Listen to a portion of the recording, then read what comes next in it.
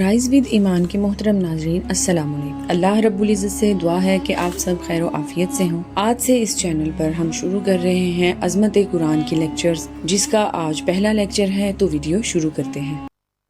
الحمدللہ وکفا والصلاة والسلام علی عبادہ الذین اصطفیٰ، خصوصاً علی افضلہم وخاتم النبیین محمد الامین وعلی آلہ وصحبہ اجمعین۔ اما بعد فقد قال اللہ تبارک وتعالی فی سورۃ الرحمن: اعوذ باللہ من الشیطان الرجیم، بسم اللہ الرحمن الرحیم۔ الرحمن علم القرآن خلق الانسان علمہ البیان۔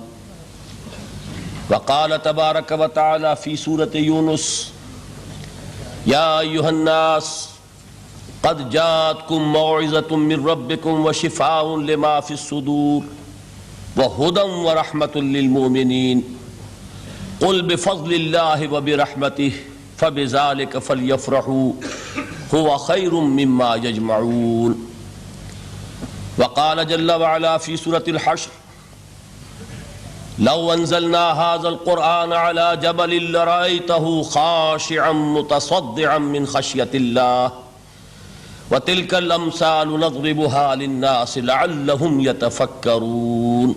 صدق الله العظيم۔ وعن عثمان بن عفان رضي الله تعالى عنه قال قال رسول الله صلى الله عليه وسلم: خيركم من تعلم القرآن وعلمه، متفق علیہ۔ وعن عمر بن الخطاب رضی اللہ تعالی عنہ قال قال رسول اللہ صلی اللہ علیہ وسلم: ان اللہ یرفع بهذا الكتاب اقواما ویضع به آخرین۔ رواہ مسلم۔ وعن علی رضی اللہ تعالی عنہ قال قال رسول اللہ صلی اللہ علیہ وسلم: انہا ستکون فتنة۔ فقلت ما المخرج منہا یا رسول اللہ؟ قال کتاب اللہ فیہ نبأ ما قبلکم وخبر ما بعدکم وحکم ما بینکم، الی قولہ علیہ الصلاۃ والسلام: من قال به صدق ومن عمل به اجر ومن حکم به عدل ومن دعا الیہ ہدی الی صراط مستقیم، او کما قال صلی اللہ علیہ وسلم۔ رب اشرح لی صدری ویسر لی امری واحلل عقدۃ من لسانی یفقہوا قولی۔ محترم صدر مجلس، معزز حاضرین اور محترم خواتین، سب سے پہلے تو میں اللہ تعالیٰ کا شکر ادا کرتا ہوں کہ جس پروگرام کے لیے ایک طویل عرصے سے خط و کتابت کا سلسلہ جاری تھا اور یہاں بہت سے مخلص حضرات اس کے لیے کوشاں تھے، اللہ تعالیٰ نے اپنے خصوصی فضل و کرم سے اس کے لیے حالات کو موافق فرمایا اور آج ہم اس پروگرام کا آغاز کر رہے ہیں۔ پھر میں سمجھتا ہوں کہ حضور صلی اللہ علیہ وسلم کے ایک فرمان کے بموجب میرے ذمے ہے شکریہ ادا کرنا ان حضرات کا بھی کہ جنہوں نے اس پروگرام کے لیے محنت کی ہے، اپنا وقت صرف کیا ہے، بھاگ دوڑ کی ہے، اور آپ سب حضرات کا بھی کہ آپ نے اتنی کثیر تعداد میں ایسے ذوق و شوق کے ساتھ اپنی مصروفیات میں سے وقت نکالا یا اپنے آرام کی قربانی دی اور صرف قرآن مجید کے نام پر منعقد ہونے والی اس محفل میں شرکت کے لیے تشریف لائے۔ حضور صلی اللہ علیہ وسلم کے جس قول کا میں نے حوالہ دیا ہے اس کے الفاظ مبارک ہیں: من لم یشکر الناس لا یشکر اللہ۔ جو شخص انسانوں کا شکریہ ادا نہیں کرتا وہ کبھی اللہ کا بھی شکر ادا نہیں کرے گا۔ تو میں یہ سمجھتا ہوں کہ چونکہ میرا ایک مشن ہے، میں ایک مقصد کے لیے اپنی زندگی وقف کر چکا ہوں، اس میں جو کوئی بھی تعاون کر رہا ہے، جیسے کہ نظام الدین صاحب نے فرمایا کہ اگر میرا یہاں حاضر ہو کر قرآن مجید کے بارے میں کچھ عرض کرنا یہ دین کی ایک خدمت ہے، تو آپ کا یہاں تشریف لانا بھی دین کی ایک خدمت ہے، اور میں اسے نہ صرف یہ کہ دین کی ایک خدمت بلکہ اپنے ساتھ ذاتی اعتبار سے ایک تعاون سے تعبیر کرتا ہوں، اور اسی لیے میں آپ حضرات کا بھی اور تمام منتظمین کا شکریہ دوبارہ ادا کر رہا ہوں۔ ایک تصحیح تھوڑی سی مجھے کرنی ہے، اگرچہ یہ پروگرام 10 دن ہی کا بنا تھا، لیکن رات میں نے آ کر یہاں جو کچھ معذرت پیش کی ہے تو 1 دن کی رخصت میں نے حاصل کر لی ہے، اور یہ پروگرام اب 9 دن کا ہے۔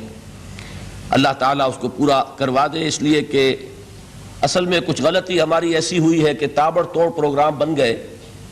اکتوبر میں 20 دن میں سعودی عرب میں گزار کر گیا، اس میں بھی بہت ہیوی پروگرام رہا۔ پھر نومبر کے 2 ہفتے میں نے ہندوستان میں لگائے ہیں، 1 ہفتہ دہلی میں اور 1 ہفتہ حیدرآباد دکن میں۔ وہاں سے ابھی آیا ہی تھا کہ یہاں حاضری ہو گئی ہے، تو گلے پر اس کا اثر ہے مسلسل تقاریر کے باعث، اور بہت شدید تکلیف میں رات تھا، لیکن اللہ کے فضل سے اس وقت کچھ بہتر ہوں۔ تو آپ دعا کریں کہ اللہ تعالیٰ اس پروگرام کو جیسا کہ ارادہ ہے پایہ تکمیل تک پہنچانے کی ہمت عطا فرمائے۔ آج کی میری گفتگو در حقیقت اس 9 روزہ پروگرام کے لیے بطور تمہید ہے، چونکہ یہ 9 دن ہمیں قرآن مجید کے کچھ مقامات کا مطالعہ کرنا ہے ایک منطقی ترتیب کے ساتھ، لہذا آج کے لیے مجھے جو موضوع دیا گیا وہ عظمت قرآن ہے۔ عظمت قرآن کے ضمن میں اس کے کچھ پہلو تو وہ ہیں کہ جن کا اقرار اور اعتراف غیر مسلموں کو بھی ہے، اور کچھ پہلو وہ ہیں کہ جن کا ادراک اور جن کا شعور صرف صاحب ایمان ہی کو حاصل ہو سکتا ہے۔ تو میں سب سے پہلے وہ پہلو بیان کروں گا کہ جس کا اعتراف غیر مسلموں نے کیا اور ڈنکے کی چوٹ کیا۔ پہلی بات یہ کہ پوری دنیا میں یہ حقیقت مسلم ہے کہ جتنی بھی کتابوں کے بارے میں یہ خیال ہے کہ وہ آسمانی ہیں، الہامی ہیں، یا جتنی کتابوں نے خود دعویٰ کیا ہے کہ وہ اس کائنات کے خالق کے کلام پر مشتمل ہیں، ان میں سے صرف ایک کتاب ہے قرآن مجید، جس کی انٹیگریٹی، اوتھینٹسٹی، اس پر قطعاً کوئی حرف آج تک نہیں رکھا جا سکا۔ باقی کوئی کتاب اپنے اصل ٹیکسٹ کے ساتھ محفوظ نہیں ہے۔ میں ہندوستان کی جو کتابیں ہیں وید اور ان کے شاستر، ان کے بارے میں تو میں کچھ عرض کرنا نہیں چاہتا، اس لیے کہ ان کتابوں کا اپنا دعویٰ بھی یہ نہیں ہے کہ وہ الہامی کتابیں ہیں۔ عام طور پر خیال یہی ہے کہ کچھ رشیوں منیوں کی اپنی تصانیف ہے، لیکن جن کتابوں کا دعویٰ ہے، تورات، ہم بھی اس دعوے کو تسلیم کرتے ہیں کہ قرآن نے اس کی تصدیق کی ہے۔ اللہ کی کتاب تھی، فیہا ہدی و نور، قرآن تسلیم کرتا ہے اس میں ہدایت بھی تھی، نور بھی تھا۔ لیکن یہ کہ تورات کے ماننے والے خود تسلیم کرتے ہیں کہ وہ اصل تورات آج دنیا میں کہیں موجود نہیں۔ وہ تورات یا وہ احکام، دی 10 کمانڈمنٹس کہ جو پتھر کی تختیوں پر لکھے ہوئے دیے گئے تھے، ان کا آج دنیا میں کہیں وجود نہیں۔ پھر یہ کہ مزید حضرت موسیٰ علیہ السلام سے جو 5 کتابیں منسوب ہیں، سفر پیدائش اور سفر خروج وغیرہ، ان کتابوں کے بارے میں بھی یہ سب تسلیم کرتے ہیں کہ 7ویں صدی قبل مسیح میں جو ایک بہت بڑا حملہ ہوا تھا، یروشلم برباد ہوا، پہلے اسیریوں نے حملہ کیا، پھر بیبیلونیا کا بادشاہ نیبوکڈ نظر، اس نے شدید حملہ کیا، یروشلم کو تباہ کیا، اینٹ کی اینٹ بجا دی۔ اس کے بعد سے وہ اصل نسخہ تورات کا پوری دنیا میں کہیں نہیں۔ 150 برس تقریباً یہودی ایک طرح کی جلاوطنی کے عالم میں رہے، اسیری کے حالت میں رہے بیبیلونیا میں۔ وہاں سے جب 150 برس بعد واپس آئے ہیں تو کچھ لوگوں نے اپنی یادداشت سے پھر اس تورات کو مرتب کیا ہے۔ گویا کہ یہ بات ہمارے کہنے کی نہیں ہے، بلکہ تورات کے ماننے والے خود تسلیم کرتے ہیں کہ اصل تورات آج دنیا میں کہیں نہیں۔ اسی طرح کا معاملہ انجیل کا ہے۔ قرآن مجید تسلیم کرتا ہے وہ اللہ کی کتاب تھی، فیہ ہدی و نور، اس میں بھی ہدایت بھی تھی، نور بھی تھا، لیکن وہ اصل انجیل کہاں ہے؟ آج دنیا میں جنہیں کینونیکل گاسپلز کہتے ہیں، وہ 4 اناجیل ہیں، کوئی ایک انجیل نہیں ہے۔ میں نے ایک مرتبہ ایک پادری صاحب سے سوال کیا تھا اپنے زمانہ طالب علمی میں کہ which one of them is Bible؟ تو انہوں نے بڑا پیارا جواب دیا تھا، میں ان کی ذہانت کو خراج تحسین ادا کرتا ہوں۔ پہلے تو انہوں نے کہا none of them is Bible، لیکن اس کے بعد اپنی بات قائم رکھنے کے لیے بڑی ذہانت کے ساتھ ایک بات کہی، بائبل از ان them، ان میں سے کوئی ہم یہ نہیں کہہ سکتے کہ یہ بائبل ہے، لیکن بائبل ان میں ہے۔ ویسے آپ کے علم میں ہوگا کہ 100 سے زیادہ تھیں یہ اناجیل کہ جن میں انتخاب کیا گیا تھا، تقریباً 302 میں غالباً وہ نیکیا کی یہ کاؤنسل ہوئی تھی رومن ایمپرر کے زیر اہتمام، ان میں سے 4 کو چنا گیا تھا۔ یہ کینونیکل ہیں، باقی اپوکریفل ہیں، وہ غیر قانونی ہیں۔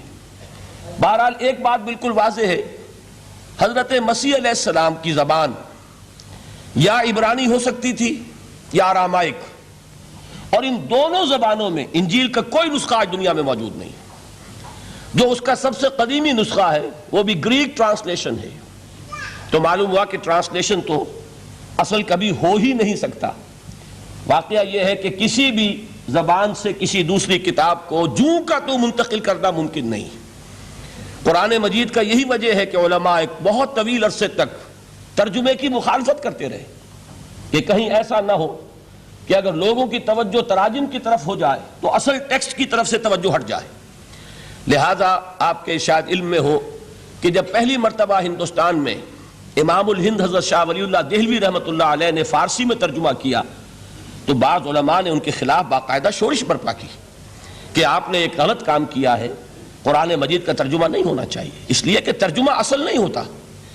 آپ یقین کے ساتھ کبھی نہیں کہہ سکتے کہ آپ نے ایک زبان کے مفہوم کو دوسری زبان میں جوں کا توں ادا کر دیا۔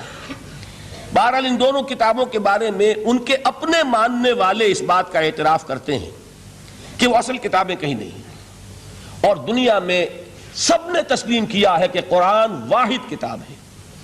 یعنی وہ یہ نہ مانے کہ یہ اللہ کا کلام ہے، لیکن یہ تسلیم کرتے ہیں یہ وہی کتاب ہے جو محمد نے صلی اللہ علیہ وسلم اپنی امت کو عطا کی۔ یعنی اصل میں تو یہ حضور کو ملی اللہ سے، اللہ نے دی امت کو، لیکن یہ کہ وہ پہلی بات کو مان لے تب تو وہ مومن ہو جائیں گے۔ میں نے اسی لیے کہا تھا کہ غیر مسلموں کی گواہی میں پیش کروں گا سب سے پہلے، اور یہ اس کی فہرست مجھے دینے کی ضرورت نہیں ہے، یہ بات میں پورے اطمینان کے ساتھ کہہ رہا ہوں کہ بے شمار مستشرقین نے اس بات کو تسلیم کیا ہے کہ یہ ماننا پڑتا ہے کہ اس کا ٹیکسٹ جو ہے پریزروڈ ہے، یہ محفوظ ہے، اس کی انٹیگریٹی، اوتھینٹسٹی، اس کے بارے میں کسی شک و شبے کی گنجائش نہیں۔ یہاں تک کہ اس کی قراءت میں اگر کہیں کوئی فرق ہے وہ فرق بھی محفوظ رکھا گیا ہے۔ یہ 7 قراءت اور 10 قراءت کے جو قاری جو آپ کو ملتے ہیں، یہ ایک فن ہے اپنی جگہ پر کہ ذرا سا اس کی موڈ آف ریسیٹیشن کے اندر بھی اگر کوئی فرق ہے تو وہ فرق بھی محفوظ ہے۔ یہ نہیں ہے کہ جو شخص جس طرح چاہے پڑھ لے، بلکہ یہ کہ اس کا ایک ایک شوشہ محفوظ۔ اس کو پھر یہ کہ سب سے بڑی بات یہ کہ اس کی حفاظت کا ذریعہ لوگوں کا حفظ، ان کے سینوں میں اس کا جمع ہو جانا۔ خود نبی اکرم صلی اللہ علیہ وسلم سے اللہ تعالیٰ نے فرمایا تھا کہ لا تحرک بہ لسانک لتعجل بہ ان علینا جمعہ وقرآنہ فاذا قرأناہ فاتبع قرآنہ ثم ان علینا بیانہ۔ اے نبی، آپ اپنے اوپر مشقت نہ لیجئے، اس کتاب کو یاد کرنے کے لیے اپنی زبان کو تیزی سے حرکت مت دیجئے، ہمارے ذمے ہے اسے آپ کے سینے میں محفوظ کر دینا، پھر جب ہم تمہیں پڑھوائیں تو اسی ترتیب سے پڑھنا۔ تو یہ قرآن مجید کا جمع کیا جانا، یہ ہمیں معلوم ہے کہ یہ 22 برس کے عرصے میں نازل ہوا، نجمن نجمن، تھوڑا تھوڑا کر کے، لیکن اس کو جمع کرنے کا کام بھی خود اللہ نے اپنے ذمہ لیا تھا۔ ان علینا جمعہ وقرآنہ، یہ بات آ گئی ہے تو میں عرض کر دوں